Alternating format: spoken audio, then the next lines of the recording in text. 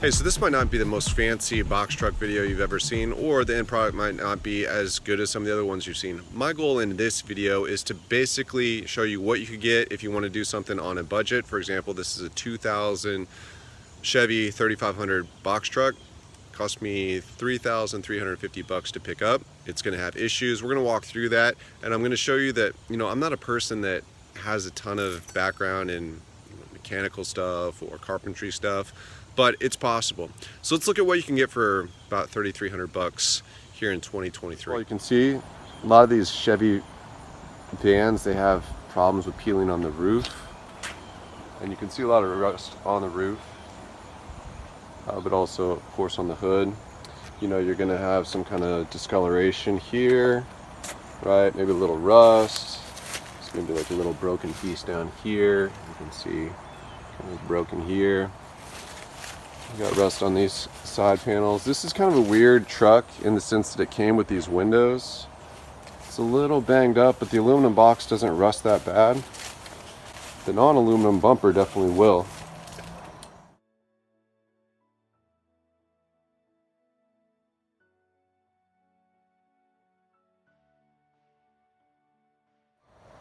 And then you kind of end up with something like this, right? And you're kind of thinking, well, okay. For example, I was a little worried, how are you going to keep the light out? Yet, it's kind of nice to have some light coming in if you're not going to have any windows. One of the things you'll see up there is there's like some kind of holes or some patchwork that was done in that top right corner, which I just found out leaks.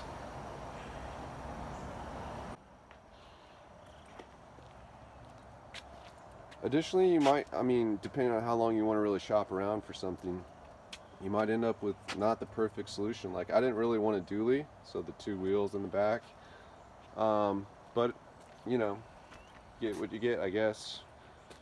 So I think one thing that you should definitely do is put out a budget. How much do you really want to spend on this build and on this vehicle? Because you're going to have to make some compromises. This thing has 148,000 miles on it, which is not a lot. But a lot of these older trucks, you're going to have, especially the Chevy ones where the mileage on the odometer doesn't roll over, you're going to have people telling you that it has like 60,000 miles on it. And you're thinking, well, it probably rolled over once. This is like a 25, 28-year-old vehicle. So it's probably got 160,000 or maybe 260,000 or maybe 360,000. And depending on your state, they may not require the original miles to be on the title. So there's really no way to tell. And if you're not a big mechanical person, what are you going to do? Okay, so one of the things you're going to probably run into with some of these trucks, if the frame is good and you don't have too bad of leaks on the engine or transmission or whatever, is how's the box doing? Well, in this situation, the box definitely leaks. You can take a look here. So you can see there's some sort of patchwork that was done, some packing tape, and you can just also look by the quality of that piece of wood there that there's some wet rot, and so I'm gonna have to patch that up with something, and it's just gonna end up being some kind of latex, whatever. Okay, and then sort of the other question once you get a little bit deeper into it is how are you going to insulate this? How much do you want to spend? You can see that there's some aluminum framing here, and so it gives you like a nice, probably full inch gap in this space here that you could put some insulation in, but insulation is pretty expensive. Yeah, so if you take the measurements and you add up all the square footage of this box truck, it's a 14-foot box, but it's got this cutout for the, whatever you want to call it, the grandmother's attic. So the kind of the cab over section, total is about 480 square feet of surface area that you need to cover. Which can be expensive. I ended up going with the 1/2 inch. So I went with a 1/2 inch Poly Pro. It's the cheaper 1/2 inch version of this foam insulation. So the more expensive is the closed form, they call it, and it's usually in like a pink or a blue, but this white stuff is open cell or something like open form. And this is about $10 a sheet, $11 a sheet. This is about $11 a sheet in 2022. What that means is just to insulate, just an insulation foam, 1/2 inch, $150 to just get the material plus the glue, right? Then you got to install it yourself. Okay, so that's kind of step one. Hey, so what's going on? My name is Alan, and I'm going to try to be making one long video that hopefully gives you the things that you need if you're forced into living in a vehicle. I have a background in finance. I look at a lot of economic data. So do a lot of other people, so what? But a lot of the inflation, the interest rates, the earnings, the sales, even the jobs, or you could say unemployment rates, are moving in a direction where it's not looking good for 2023. I've been doing this, living in this vehicle. I'll show you a picture of it, but I don't want to really tell you my story. Who cares about my story, my vehicle, whatever? The point is the transferable skills, the transferable knowledge of, if you look at your situation and you know that you are going to be evicted or you're going to be forced, quote unquote, onto the streets, if you don't have any really fallback type of thing where you can live with somebody for, I don't know, an extended period of time, if you're facing unemployment, I think it's better to live in a vehicle than try to go in a shelter. First of all, let me say it like this. No one really knows what the heck they're doing. I mean, how many of us have actually built a RV from scratch? Like, no, none of us, right? Basically, none of us. So this was my lights just kicking back on. We had a rainstorm, living off solar, all these types of things. I'm going to try to leave it like as unedited and unpolished as possible. I mean, I'm just going to show you kind of what I have and what works and what doesn't. So first of all, I'll put up some pictures. I ended up buying a Chevy 1 ton, meaning that it has the 6 total tires. It has the 2 tires in the front, and on the back axle it has 4, so it's called a dually, right? I didn't really want that. I didn't want to pay for extra tires. I didn't really want the extra drag. Obviously, this is a thing that's going to get bad gas mileage anyway. I didn't really feel like I needed the extra width. So on these things, it's an 8-foot wide box. And this particular vehicle happens to be, as far as length, when people talk about what size is the box, usually the single number that they throw out is like 12 feet, which is the length from the end of it to where it basically hits the back of the driver's seat. So this one I'm working with is 14 foot. The reason I got this one was because it had 150,000 miles. It had a lot of rust on it, and it was owned by a company, right? The company was basically going to write the loss off. When you buy from companies, it's not like they're so hard up to get every last dollar, right? Like maybe it is if you buy from, your neighbor up the street. The biggest thing you need is some kind of solar setup. And like I said, mine is undersized, $600, and I'll walk you through that. Yes, $600. There's a $300 kit from Renogy, plus 2 batteries from like a O'Reilly's or any auto parts store. These types of things are a lot easier to try to figure out. You can plug them in with a USB, you can charge them off your cigarette lighter, and I would say these are a must-have. Like if you are, forced into a situation like this, you gotta have this stuff. Again, you're trying to just gather as many ideas of things that you think you could pull off. I've worked in construction before, but I'm not a carpenter, right? And there's a big difference. Tools can be a big expense, so we're going to talk about that as well. But generally, try to get used tools. You can get used tools. There's Habitat for Humanity restores. You can get a lot of materials. You can get old tools, and even like Lowe's sometimes has some cut wood at a discount. So you got to figure out ways to like cut corners on.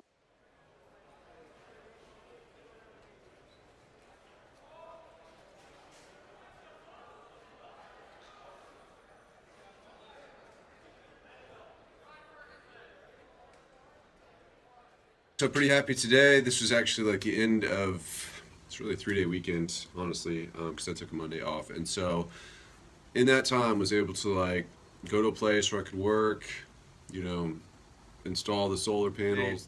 Was able to drive back on the highway with the 2 solar panels as I had set up using the Cycloflex, I think is what it's called, the 715, and then that adhesive tape. And was only planning on really doing like 65. Actually got up to like 73 miles an hour, and it was like good. So that was on a short turnaround. Really, probably would be better to probably roll the dice on that. Should have done that, but anyways, did it and it held. So that's good. Okay, so we're in test mode, just in the driveway. It's sunny. It's 3 o'clock, and you'll notice the red light in the middle is on, meaning that the system is over discharged and that there's not enough solar. All I want to run is just a couple computer monitors, and obviously there's a ton of light streaming through the ceiling, and it just doesn't. It's not working. So the thing I like about the inverter that I have is you can just turn it off, turn it back on, and probably you'll be fine. But literally, I haven't been running any interior lights today or anything. So I'm gonna have to buy another battery. That's just how it is. But I mean, not trying to come in here as a sourpuss. I'm just saying, it's awesome to test it. You know, like I'm right smack in the middle of testing, and gonna need more batteries. So thought, 100 amp hours, you take the 100 times the 12 DC volts, right? So, okay, this is 1200 watts. So, okay, 1200 watts, like the monitors use what, like 30? So, okay, like fine. Let's say you can only use 10% of your battery's capacity. What's 10% of 1200 is 120. So fine, 120 watt hours, available per hour. 120 watt hours, 120 watts available every hour. Fine. Well, how much do these monitors use? Like 30, 40. But you just catch some shade from those trees before those leaves fall off, and mix that in with the different angle here in like the fall in the Midwest, and it's not enough. It's not enough. So, but that's what it's all about. You're testing, you're learning, you're trying something new, you're working on your flexibility, you're working on your building skills, critical thinking skills, spatial problem solving, working with materials, setbacks, planning, budgeting, forecasting costs, and just learning, seeing what you can deal with, what you can't. It wasn't that cold last night. It's probably like you're in the 50s here, which is fine. It's just, you gotta bite the bullet and spend the money. No, you need to have like a stable system, and if you don't, then in my opinion, you're not ready to hit the road. That's just as simple as that. So, keep it parked in the driveway, run an extension cord, save up your money or whatever you need to do, or until you can get a electrical system that's reliable, and that I think that you have enough climate control where you can do what you need to do at your normal quality level. So okay, so I'm still feeling sort of like I want to overplan this, and the reason I'm saying that is just because I'm not like a big carpentry guy. I don't feel like I've always been like super organized, and I don't build a lot of things. The reason I say that is because if you're in the same boat, like we can figure it out. It's not that big a deal. Like these are probably removable if you have the will. If you have the will to remove them. But at the same time, I don't want to buy the product again, and so I'm just kind of more like drawing this out and thinking through it. So there's these ridges, and I learned on these trucks they put these ridges in there for stability, which is kind of cool, but that means that you don't have like flat space all the way across the 8-foot span of the width of this truck. Also, you'll see there's these metal like reinforcement brackets, and these are every 2 feet on center. So obviously like you can't put anything on there. And what I'm trying to do basically in my mind is just draw it out and kind of think through, okay, I got 20 squares, like how should I kind of do this? And one way I'm doing it is just kind of putting it down on paper. Like I don't even know if it's really going to be that helpful to have, like a grid. I'm somewhat like, I don't like this project. I don't know that I want to do it. I'm just kind of sketching it out. And in that way, at least I have a little bit better idea of like what I'm going to do. And it gives me some time to kind of like think. And so, I mean, this is just, I don't know. You got to do what works for you. But I think one of the cool things about doing these projects is you learn about yourself. You practice a whole new thing, right? planning something new. And is it the end of the world? No, it's probably not. Can you probably go back and fix it? Yes. Even if you do like a great job, is it going to be like an amazing thing? No. It's not like I'm going to be living in a condo. No matter how good I do this, right? It's not going to be this fantastic, amazing, like leisure type of experience. It's still like a construction truck, basically, right? But you're trying to make it into something where, you know, if you need to save money for a while or you need to get through a rough patch, it'll work for you. So there's a lot of things I don't like about this. I don't like where the refrigerator is. I don't know that I want to cut these boards down. So it's all kind of indecisive. But what I'm saying is you kind of make little steps along the way, little improvements. You know, you put a little paint on here, you put this other thing on there, and it's better. It's not amazing, but it's better. So I'm gonna keep working. Okay, so I'm up here in this whatever sleeping bunk area, and I'm gonna stick this first one on. What I realized with this is it's very obvious that this brown paper comes off, and this under here is adhesive. This blue part does not come off. It looks very, very much one with this this mat, and so it's gonna be blue, and it's gonna say Amazon Basics. And I wasn't planning on that. Not the end of the world. You're just putting, you know, you're just putting this on here. I mean, it doesn't.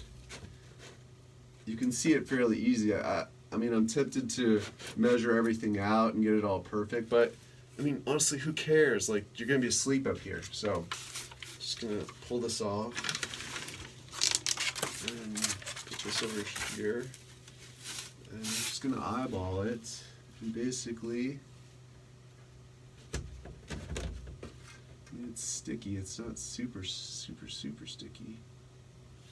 And a little bit more here, like that, and try to make it straight. Now, you know, if you were like real serious, you might get one of those chalk line jobs. You know, snap a chalk line across here, or you know, measure, get some form or some template where it's going to be just a block and exactly the same, or some kind of paper cutout, or I guess you could do a paper cutout and then draw a square. That'd probably be pretty easy. I might do that actually. So just yeah, something like that. But I mean, that's it. I mean, it's on there.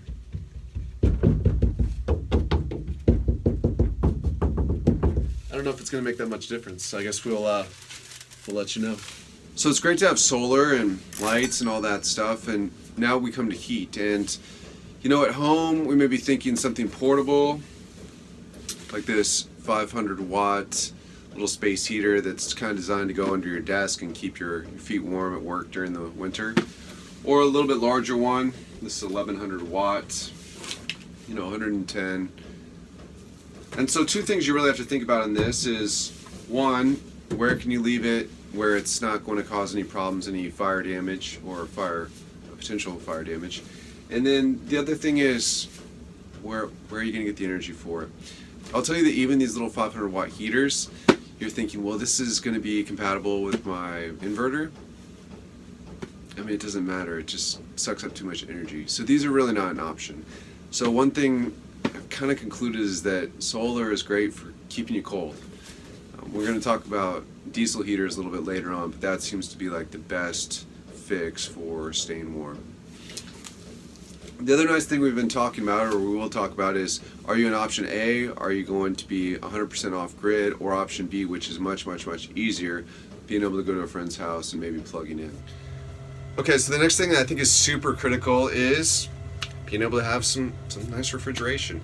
This is just a 110 volts Walmart type special, right? And there's nothing too crazy about it. This is an option actually on a limited amount of solar, 300-400 watts. I just tell you, it's really, really nice. You get tired of eating stuff out of cans, just dehydrated pasta and rices, and so to be able to have some yogurt, some bag salads, some stuff like that is nice. If again you're plugging in, no problem. I mean, it's a super lifesaver, and I'm sure you can get these used. This isn't the nice Dometic 12 volt. This is just the Walmart special. And so you can plug it in and just run it off an extension cord, of course. you can also run off solar. Now, if you decide to run off a limited amount of solar, like 200-watt system, you can. You definitely can, but you've got to be in full sun, and you got to be really careful, because when we go to talk about diesel heaters later, you're going to see that, at least the way that I have it set up, you're going to need some extra capacity to run the diesel heater, which means you're kind of always still a little bit thinking about, okay, consumption, use, capacity. Do I want to use too much now? Is it going to be cloudy tomorrow? Is it going to be cloudy for 2 days in a row? But these are things that you can start to think about. But real game changer, and it is possible with solar. So we'll just leave it at that. Next, I want to talk about the pass-through door, which I think is really critical for safety. Okay, so like I said, I'm going to leave this kind of raw. You are going to be able to hear some noise coming from the inverter, like I said previously, or depending on where this goes in the final video. I'm not in love with the Pultec 750 watt inverter. It just seems like the fan runs a lot, but I'm sure all of them are going to have some fans that make some noise, and that's just kind of part of it. So you'll be able to hear that in this. So the next thing I really want to talk about is, I really feel strongly about this, that having the pass-through door, meaning this sliding door here that connects the box to the driver's area, is super critical, because if you ever have, any type of problem with security or people bothering you, or I don't know, I think probably that's not super high on the likelihood of happening, but it does come into your mind. And if you're in a situation where the back is locked, if you're staying in public, like, you're going to want to lock the back, right? You're either going to have to engineer some way to put a decent sized lock on your back roller door, or on your back whatever standard door, that's pretty beefy and something that you feel safe.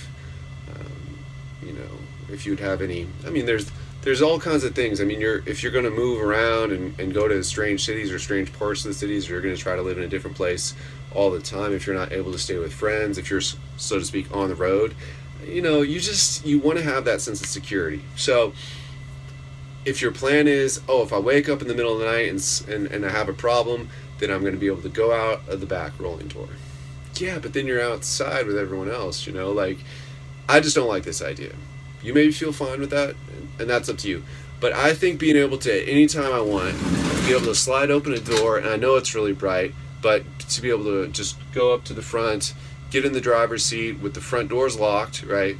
And maybe a shade, some kind of privacy shade, but take that down, put the key in the ignition, and off we go, right? Like I said, I think you can let your imagination kind of get the best of you on that stuff, but at the same time, it is very comforting to know, I can just slide open this door whenever I want and go up there. And also, it's nice to be able to, like, pull up, park, and not have to get out of the back of your vehicle, go around the side, roll up this huge door, open the back door. Everyone sees, like, all the whole situation, and then when you close it from the inside, again, if you don't have a nice locking system, then it's just, I just don't like it. So I'm probably belaboring the point, but I think that the peace of mind and the, like, mental aspect of it is a part of transitioning from, like, living in condos and apartments and homes into something like this,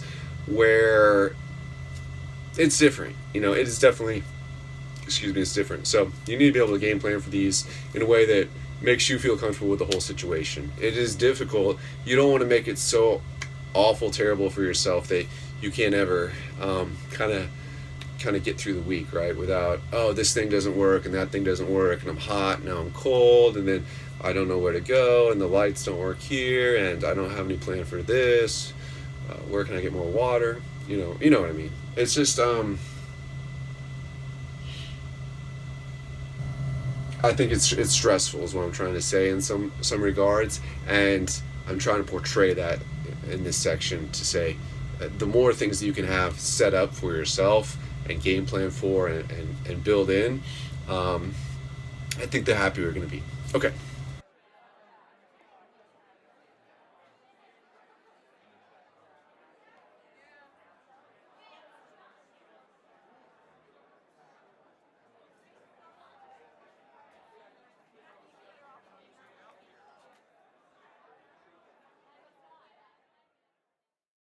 So half of it was like on this wall behind me here, and then half of it was like up here in this high space, and I kind of like took it apart and stacked this small part under this taller part, and I made these legs longer because I'm like 6 feet tall. Like, I don't want to be like bent over trying to just like make dinner or make coffee or whatever, right?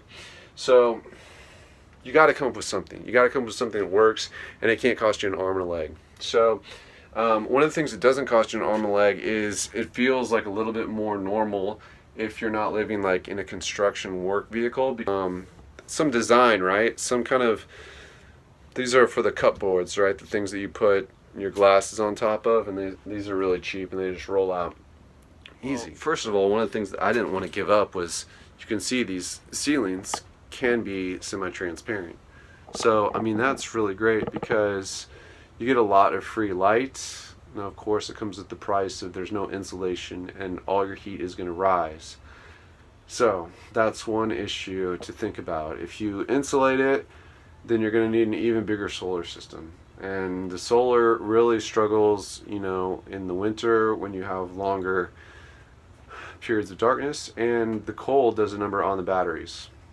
You know, you might be thinking, what are those white triangles? Well, you can get this product from Amazon. I'll put a picture of it up on the screen, but these are just sound dampening pads. They have an adhesive on the back. They come in like these bright blues. I didn't really want bright blues, so I also painted those white. And the idea is that when it rains, hopefully it's not so loud.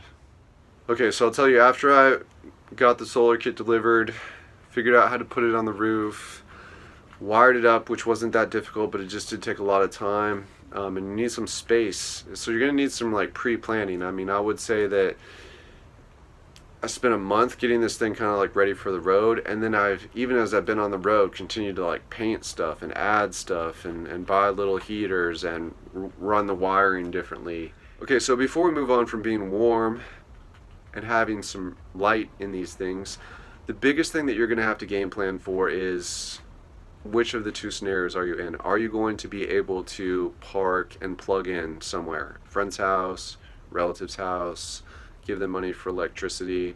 If you can do that, if you can run an extension cord from their garage or the side of their house out to your vehicle, and basically like live in there, maybe still drive to work, or maybe work out of the vehicle, then it's not that difficult. It's really not that difficult. You've just got to figure out kind of how to make it comfortable at that point. Cooking is fairly easy if you use some kind of camp stove or some propane stove, or even you could use like an electric hot plate at that point. You may not be able to run all of your big heating items like your space heater and your hot plate at the same time, because it will probably blow the fuse or, you know, trip the breaker at your friend's place. But if you're plugging in, like, it's not that difficult. I mean, even if it's poorly insulated, you can basically still, I mean, just, it's going to be a lot in electricity, but I mean, not as much because you're not paying rent, right? So however much you're paying rent, you just kind of figure that that's going to go back into the expense of the vehicle until you get the vehicle paid off. And then you're kind of in a situation that's advantageous to you. But if you know that you're going to be in a situation where you cannot plug in and it is going to be cold, you have some real issues. So light is not that difficult, but if you're going to do light, like we said, you can use these little portable charge up type of things. If you're going to run normal lights, like, you need to make sure it's an LED bulb, and that can be fun as well. There's all kinds of little lanterns, headlamps, and other stuff that you can use, so that's not the biggest deal. The solar that I installed was Renogy. So Renogy sells a kit where you get two 100 watt panels. You get a charge controller, which is this deal over there that charges the batteries and doesn't overcharge them and doesn't undercharge them, and tells you if you've used up too much of the juice in your batteries. Solar panels are 12 volts. Watts and volts are different, but it starts 12 volts coming from the solar panels. It goes into the blinking box on the wall, Basically, the electricity passes into the batteries and is stored there as 12 volts. But then when I want to run any of my appliances, my computer, my lights, whatever, I need 110. And that's what the red box does, the inverter, it's called. And so you need all these pieces.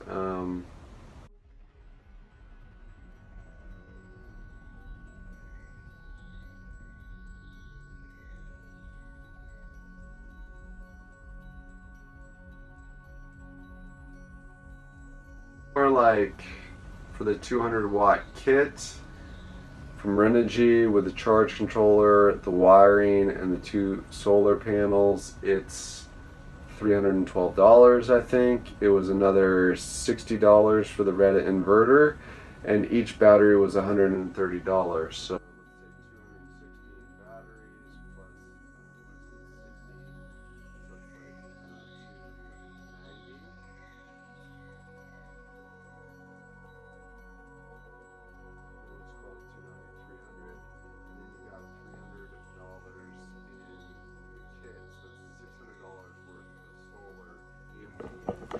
I mean, honestly, just basically enough to charge some computers and to be able to run some lights during the day. You're not going to be doing any refrigerators. That's about all you're really going to be able to do.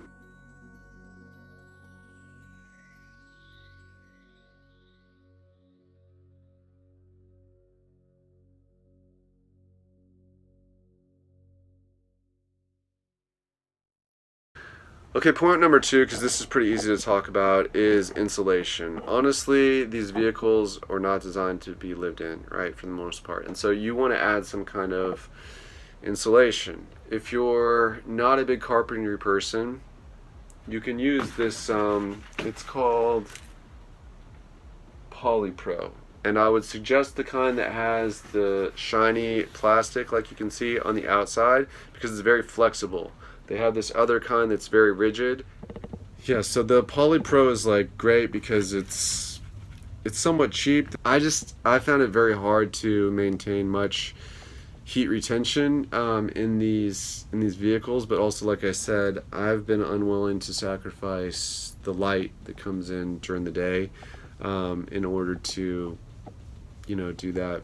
I haven't done, of course, you can go to Lowe's or Home Depot or any hardware store and get the like rolls of fiberglass, and you can put that in, and then you have to secure it somehow to the roof, and then you're probably going to want to put some kind of, I mean, you already lost your light, so you might as well like cover it. And I definitely think if you're going to be running your electronics, you want to have some kind of power strip. Power strips, I learned, basically you want to buy them new.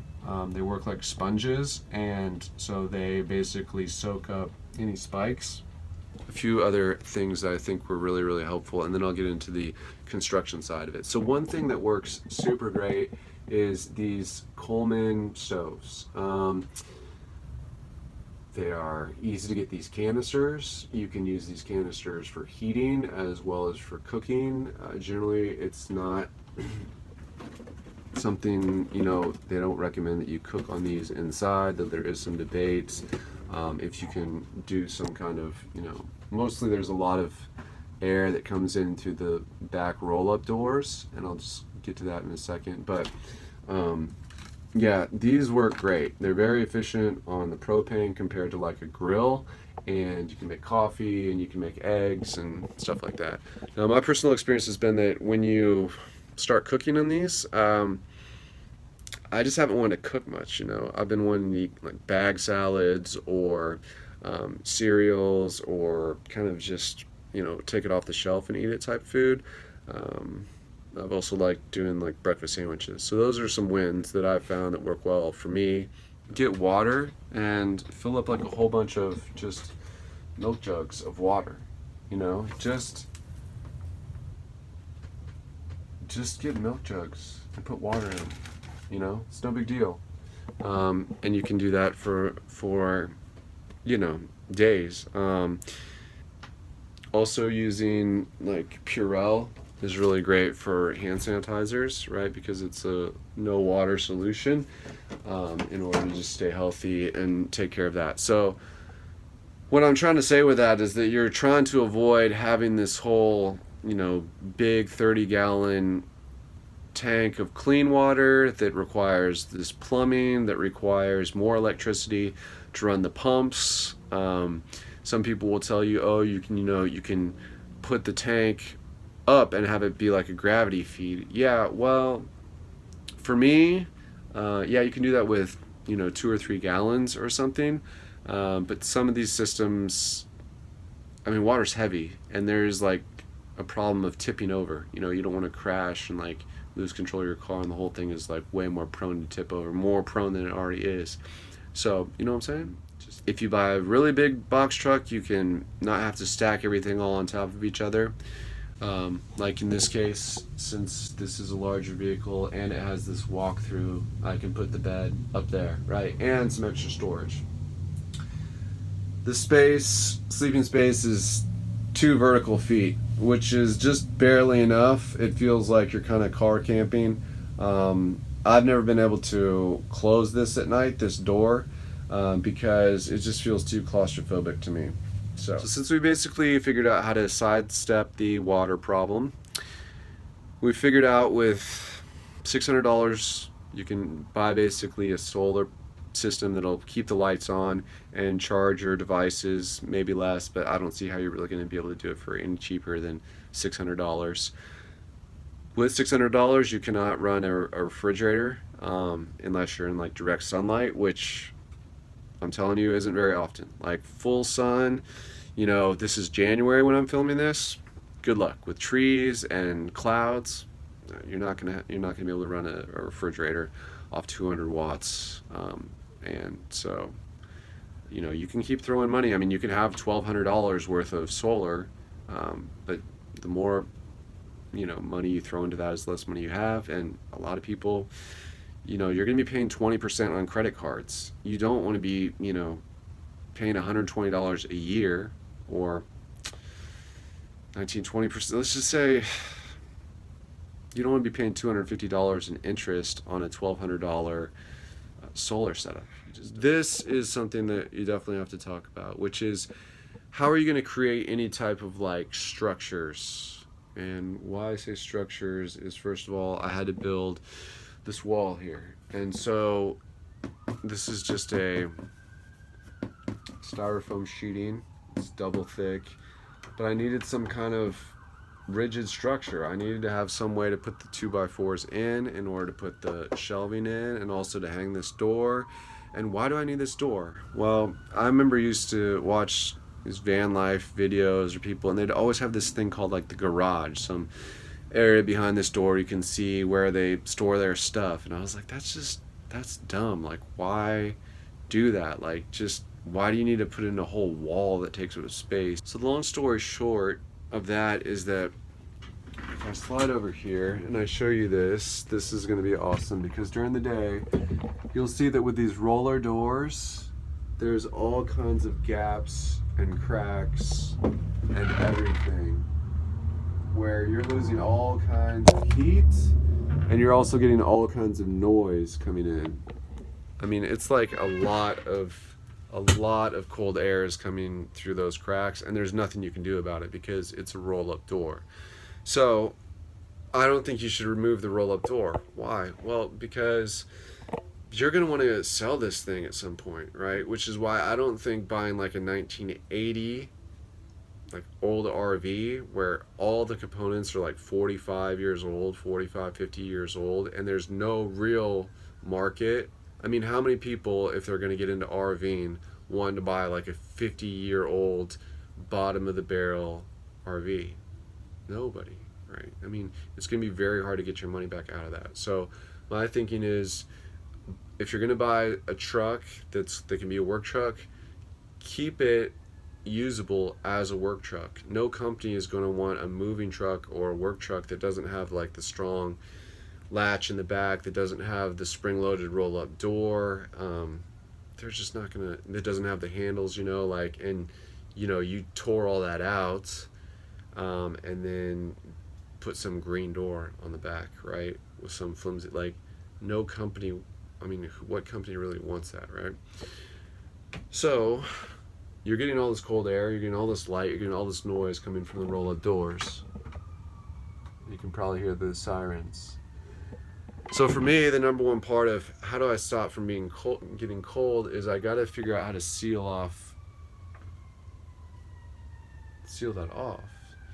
So the way I did it was basically, the first thing you have to do is figure out how to get some rigid 2x4s in the inside of your truck. And the thing that you can do is they have these self-tapping screws, which means basically they have like a special, just ask the people at the hardware store, they'll show you what it is. And you also want like a hex head, so you don't want a Phillips head, you want like a hex head, which means you're gonna have to probably get like a special driver bit in order to be able to drive those. The self-tapping will let you drive screws into this aluminum.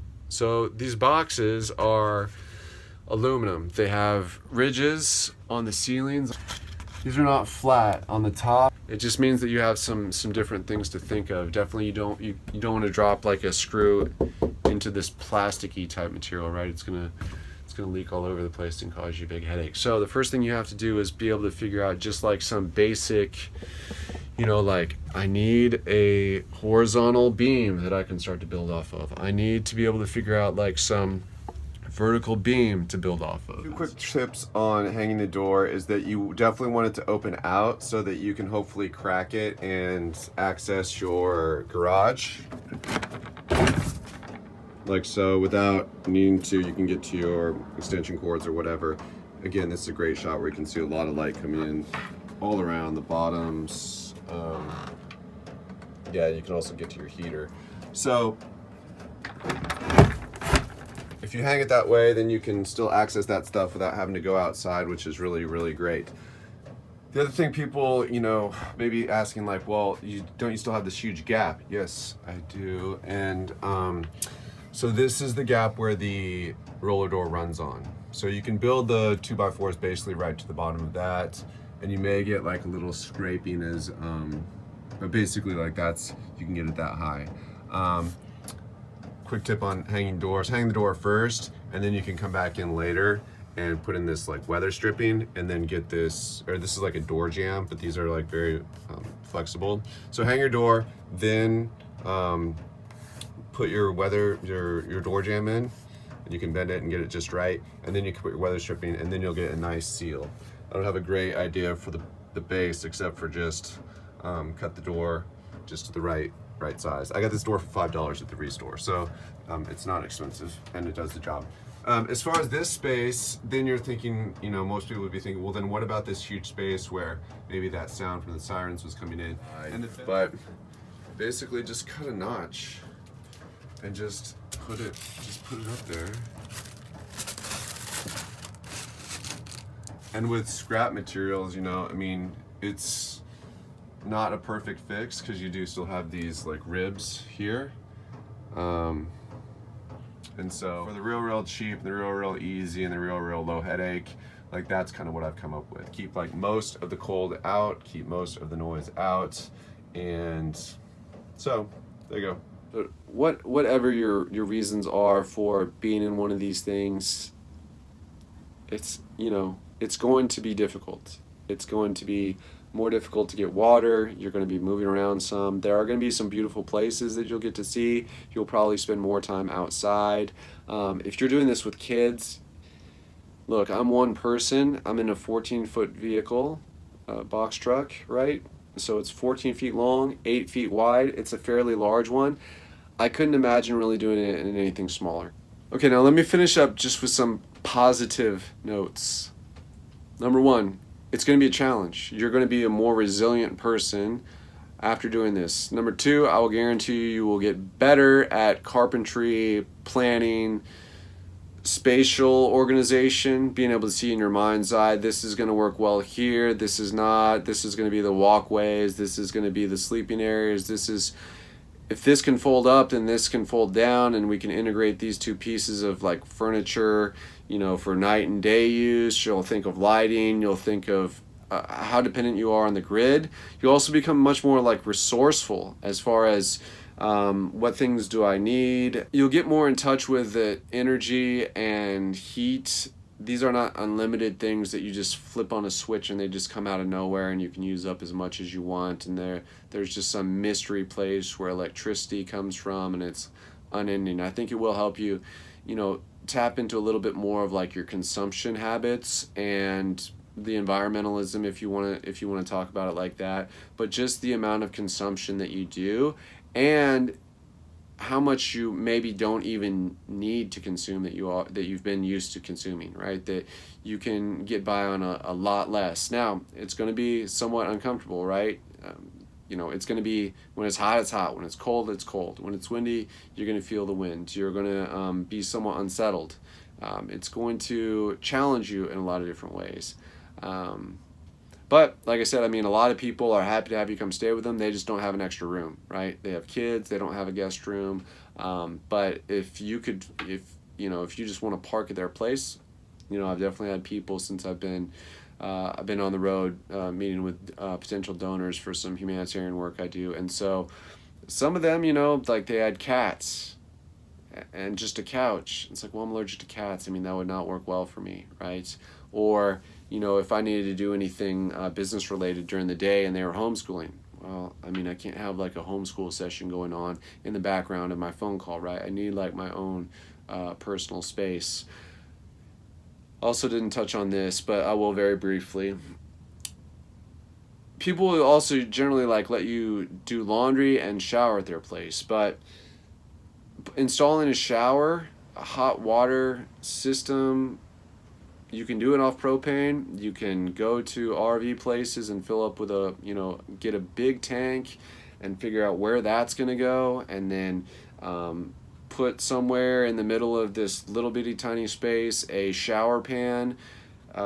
You could have it drain directly onto the concrete below your vehicle, or you could have it go into some like gray water catchment, which then you have to go somewhere and empty that, and you're going to need more. Like, it gets much more difficult to install that, which is for a lot of people like, I have to have it. One thing I didn't talk about was using the restroom. A lot of times, like, there are many public places where you can use the restroom, and if you get the cup of coffee for $1.79, but also you didn't have to install like a whole bathroom in your vehicle, all of a sudden being able to get the coffee for $1.79 and you can use their bathroom and they clean it and you don't have to mess with it, now all of a sudden that $1.79 coffee has like a lot of extra value, where you didn't have to install this, you didn't have to spend money on all of these systems, and so you can rely more heavily upon like the urban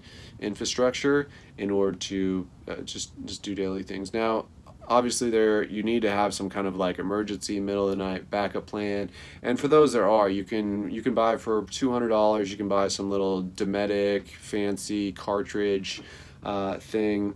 The cheapest version that you could probably do is get they just sell these camper, they're not even camper, they're like camp seats that go on top of a 5-gallon bucket from Lowe's or Home Depot, $4. These little like lids that kind of snap onto the top of those retail for like $20. You can get them on Amazon, and then you're basically going to buy some kind of like it's like this powder, some kind of powder scent control thing. And I mean, basically you want to, in my opinion, you want to get rid of that like as soon as possible. Okay, so it's been a little bit chillier, and I'm going to talk about the diesel heater here in a second. There was one ultra important tip that I wanted to pass on before I moved on from the like construction section, and it's basically this. We've, I think, established the idea that no one has probably done this before and we don't know what we're doing. So one of the things that I definitely believe in is making things as flexible and changeable and whatever. For example, I think you need to, when you come to your corners, like look at this.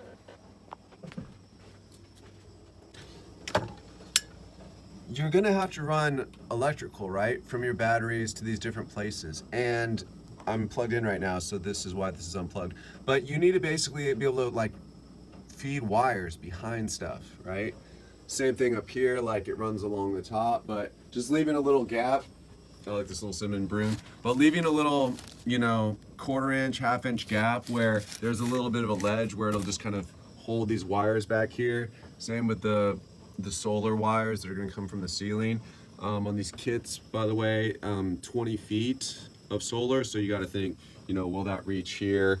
I talk about this as well, but when you're doing wiring, sometimes you can't always get it in red and black, so either get some tape or get some paint and make sure that you don't need very much red there, but right, it saves you, because like you never want to have to like go back up to the top of the roof and like try to like trace it all the way back down before you plug it in, right? And you definitely cannot like cross, I don't know what the term is, right? But electricians would know. But you don't want like the positive and the negative. So again, another example of giving yourself space is, yeah, here in this corner, but also like don't run your countertop all the way to the wall. Like you don't need to do that. It doesn't need to be a huge gap, but just take a piece of 2x4, drop a single screw through there. And this isn't holding anything up, you know? This is just giving a little bit of, if this has any wiggle room in it and you hit the brakes, you know, it's just a solid piece, solid on solid. But that way you can run your wires down through this easily, right? And I think it just is, you have to do it that way for your own like sanity when building. Space, right? You have space to basically get around things. This is one example on the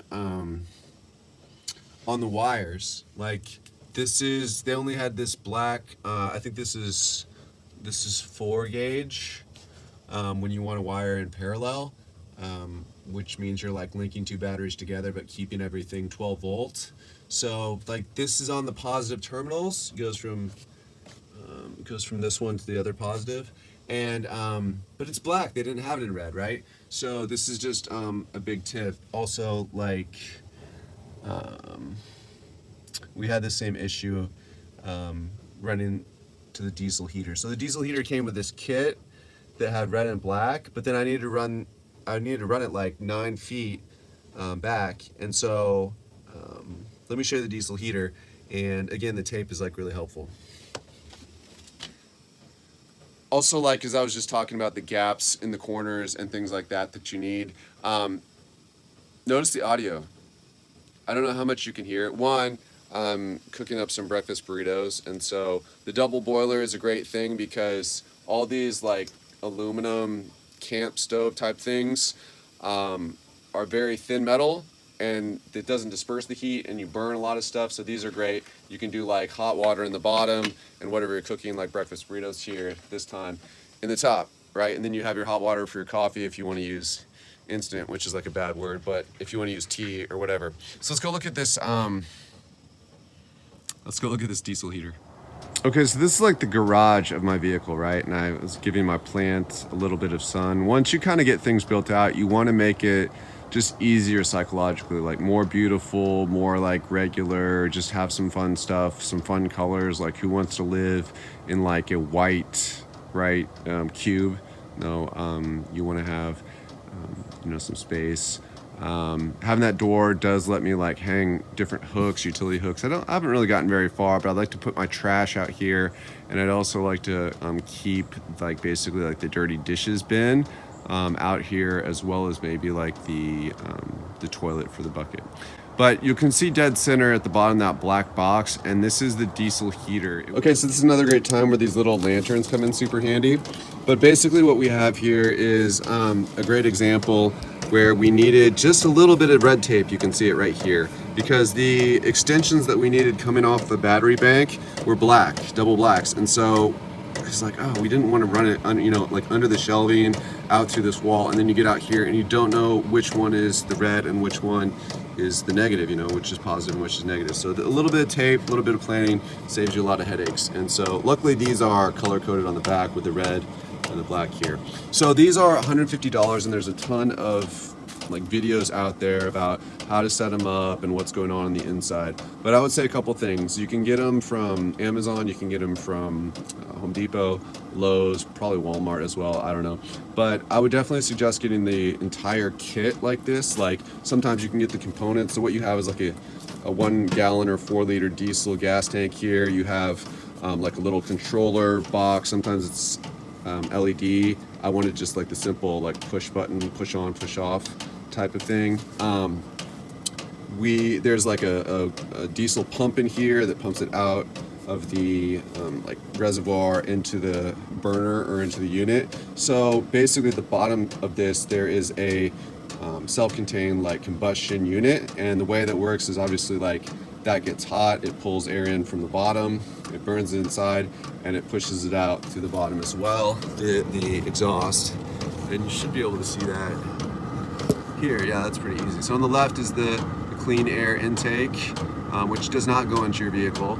It just is for the purpose of combustion. And then the right pipe out is the dirty exhaust. And so obviously I had to like cut a hole. When I got this one, it had a 3/4, maybe an inch plywood, which is really helpful for the construction process. That's gonna be very expensive now if you have to do it, but I think it's really helpful for securing some of that structures to the floor. Let me just jump over here real quick.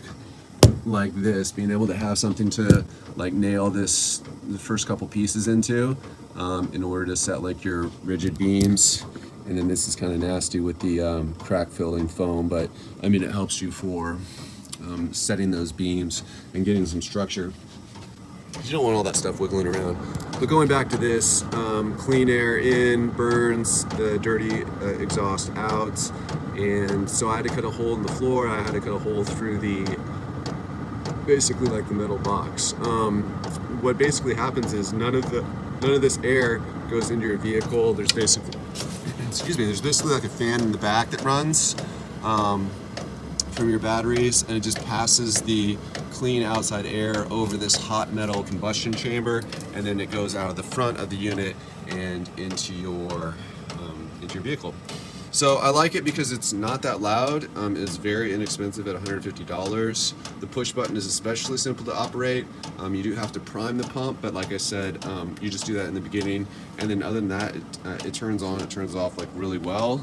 The bad side is that it does run off your battery bank, and so if you happen to run down your batteries during the day and then it gets cold at night and this is your only source of heat, you are going to be so cold. Now, let me give you one trick if that does happen to happen. Come back in here. The thing we used to do when we were running backpacking trips in Colorado was we would take and boil hot water, and we would put them in these plastic Nalgene bottles, which are drip proof, and then you can put those in your sleeping bag, and that's one way to like stay warm in a pinch. So the other thing that works like okay is like a sunbeam heating pad if you don't have very much electricity, but if you've really like run your batteries down, the really only other chance you have to get your batteries back up is so this would require like starting your car, plugging in your cigarette lighter, like a 120 watt inverter, and then into the inverter you would need some kind of like battery charger basically, which has the 110 volts. So this has not worked that well for me. I think this was like a little bit undersized. You maybe want, if you're going to try to charge your battery banks off your alternator, one, I think that's not so great for your alternator. Definitely that was the belief among farmers. My dad's a farmer, and so they had, of course, like a lot of equipment that sits a lot of the year, and so they were not big fans of just like putting the minimal charge on the equipment and then starting the engines and then charging batteries off the alternator from like a low charge state. They just said that it burned out the alternators. So you could do something like this as well, but the real problem with the diesel heaters, in my opinion, and not like there's a lot of other options, but if you run your batteries too low, like I said, I mean, they're not going to run. Yeah, they're just not going to run. The diesel heater is just not going to run. So, I mean, then there's a lot of other like YouTube type folks that say, you can heat water and you can maybe heat the air inside your cabin with this type of flame, just to kind of like get the temperature up for a while. But unless you have like really amazing insulation going on these things, which I don't, like that's a waste of time. Again, you could run these Mr. Buddy heaters, which are also very popular, and a lot of people have done videos on that. I mean, I have one. It runs off these same, you can get to run off these same Coleman propane bottles, but I mean, I think everyone's concerned with that is the open flame. I mean, open flame at night, as well as, you know, there's some debate about like carbon monoxide and stuff like that. So I don't know, I'm not gonna give advice on that, but you know, I cook on this like all the time in here, and yeah, I mean, the door's open and it's a big space, and it's not like I'm doing double burners and all that stuff. And but I mean, those are your options, and that's like the other hard part of it. It's like no amount of solar is going to keep you warm. So it's either like wearing a lot of clothes, trying to run the, you know, heater off your vehicle, trying to buy a diesel heater, which I think is the best option that I've seen, or trying to do some Mr. Buddy heater, some kind of something that runs burns propane. I'm a little too tall for this shot. Something that runs propane, then yeah, that can work as well. But I do love the double boilers. You can see it's starting to boil, which means probably my burritos are starting to get warm. So I had to add that in. I mean, staying warm is absolutely crucial for your psychology, as well as for just your general health. And I mean, it's only like 50 degrees right now, you know, and the night air tonight, it's probably going to drop into the 30s. It's in January. Dude, the nights are going to be brutal. Even if you have like really good sleeping bags, it's a 5-degree goose down sleeping bag, still, you are miserable if you're cold. If you're hot, you know, it's somewhat uncomfortable. If you're cold, it's just like downright, it just like strips your takes your joy. I don't know what to say.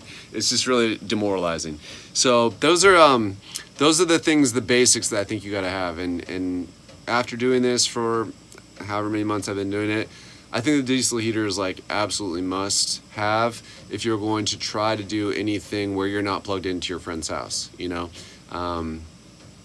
you can run heat through a space heater safely at night if you're plugged in. But if you're not plugged in and you're going to try to live off grid 100%, I think you absolutely have to have a diesel heater. Get the big one, get the 5 kilowatt or whatever. The yeah, I think it's like 5 kilowatt. Get the big ones that are like $160, and then you're gonna need, I think, 400 watts of solar plus probably 300 amp hours of batteries. I don't know if there's any big benefit with getting the gel or the lithium batteries versus just what you can get at like O'Reilly's for a boat or an RV battery. It's they call them like flooded. They're closed and they're flooded batteries. I mean, those are dual purpose, so you can use them to start a car. They have some cranking amps as well as some like deep cycle properties. So they're probably not the best at $130 but a piece. But I mean, you're getting really into it, you know.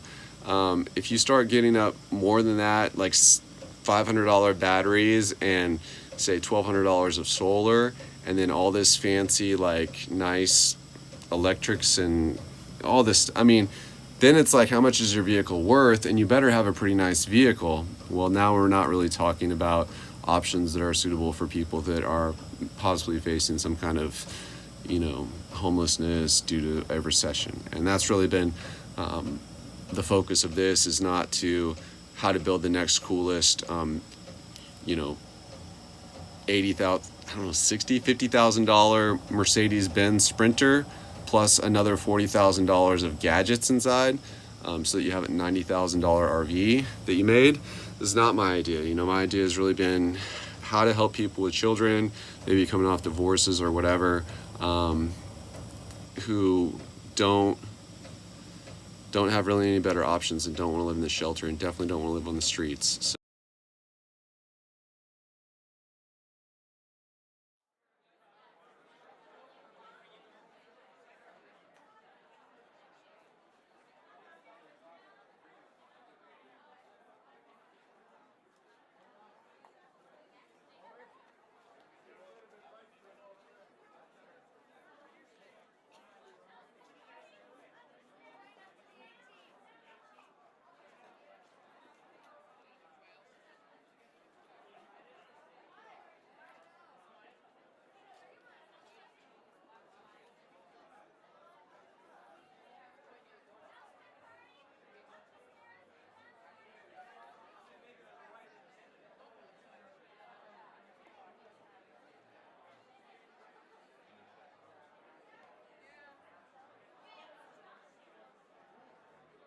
So are there some difficulties? For sure.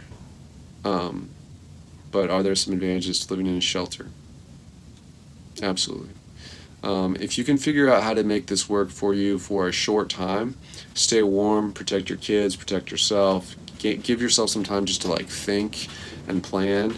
Um, and by kind of like doing this legwork on your own, people may be like more than welcome to have you come and stay at their place, given that they don't need to clean up the whole house, for you, or you're not in some awkward situation where like you're in someone's house when they'd maybe honestly rather not have you be inside their four walls. But you're parked outside with the extension cord going, and maybe that's just one of the ways that you can. I was thinking people could survive if we have. I mean, I think there's going to be by say October, November of next year of this year of 2023, companies are going to start with the layoffs. We're already seeing pretty poor earnings. The Christmas sales were pretty abysmal. Christmas of 2022 for things like big screen TVs and electronics and stuff like this.